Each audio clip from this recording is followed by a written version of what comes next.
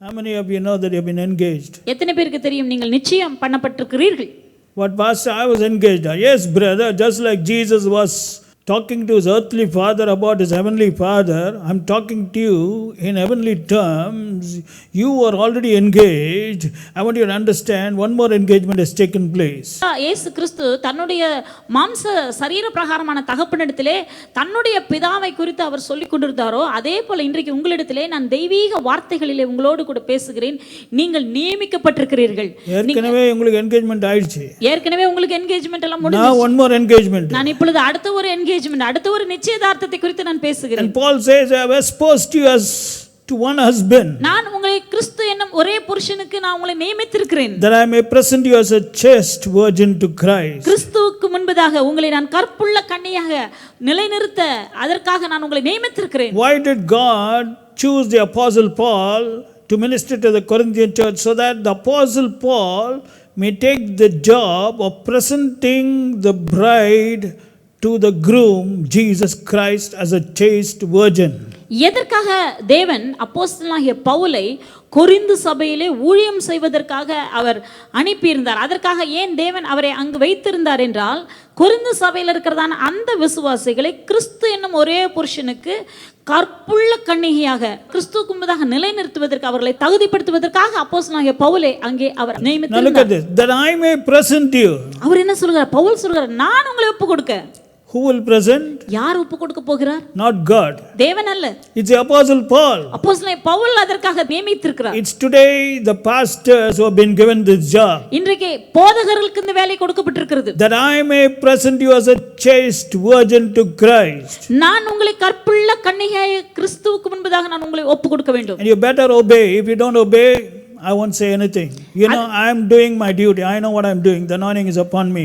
And I am doing what God wants me to do. And if people don't obey, then that's not my problem. But my job is to present you. Because Paul cannot present you today, brother. Somebody who's alive has to present you. And that's why God's keeping me alive. That I may present you as a chaste virgin. Look at that word. Chaste virgin to Christ.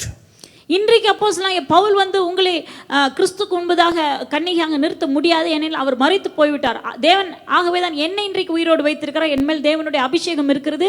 நான் என்ன செய்கிறேன், என்னுடைய வேலையை நான் ஒழுங்காக செய்து கொண்டிருக்கிறேன், அதை தேவன் அறிவார். ஆகவே தேவனுடைய ஜனங்களை நீங்கள் என்னோடு கூட ஒத்துழையுங்கள். கிறிஸ்து என்னும் ஒரே புருஷனுக்கு முன்பதாக நீங்கள் கற்புள்ள கன்னிகையாக நிற்க வேண்டும். அதற்காக நீங்கள் நியமிக்கப்பட்டிருக்கிறீர்கள். இப்பொழுது I may present you.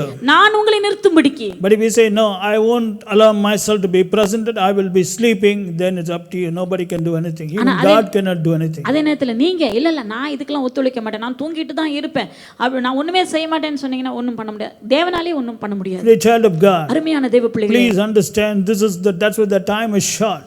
ஆகவே புரிந்து கொள்ளுங்கள், காலம் குறுகினதா இருக்கிறது. I'm speaking with a burden because I have to present you as a chaste virgin to Christ, and I know the time is short. Many are sleeping, many are actually with the dead, and they have to wake up from the sleep and find out that the time is short. They have to make use of the time available, brother, because you have to be presented not as a virgin, but look at the term, chaste virgin. Chaste virgin. Anybody can be presented as a virgin, but this is a chaste virgin to Christ. இன்றைக்கு अनेक விசுவாசிகள் தூங்கி கொண்டு தான் இருக்கிறார்கள். அவர்கள் துரிதமாக இல்லை, அவர் மரித்த நிலையிலே இருக்கிறார்கள். ஆகவே தான் நான் உங்களுக்கு சொல்கிறேன், ஏனெனில் இந்த பொறுப்பு எனக்கு இருக்கிறது. ஆகவே இன்றைக்கு अनेகரை பார்க்கும் பொழுது அவர்கள் தூங்கி கொண்டிருக்கிறார்கள். ஆகவே மரித்தோர்ல படுத்துட்டு இருக்காங்க. மரித்தோரோடு கூட படுத்துக் கொண்டிருக்கிறார்கள். காலம் குறுகியதாயிடுச்சு, நேரமே இல்ல. இந்த கொஞ்ச நேரத்துல உங்களை ஆயத்தப்படுத்தி பிரசன்ட் பண்ணோம் as a what? கற்புள்ள கன்னிகையாக, கன்னிகையாக அல்ல, கற்புள்ள கன்னிகையாக நான் நிறுத்த வேண்டும். கன்னியாக அல்ல. Because you know the incident of the 10 virgins? 10 கன்னிகைகளுடைய அந்த சம்பவம் உங்களுக்கு தெரியும். 5 foolish virgins. அதிலே 5 பேர் மதியில்லாதவர்கள். They were sleeping. தூங்கிக் கொண்டிருந்தார்கள். See, just like Apostle Paul, we are discussing the message, same message. 5 foolish virgins.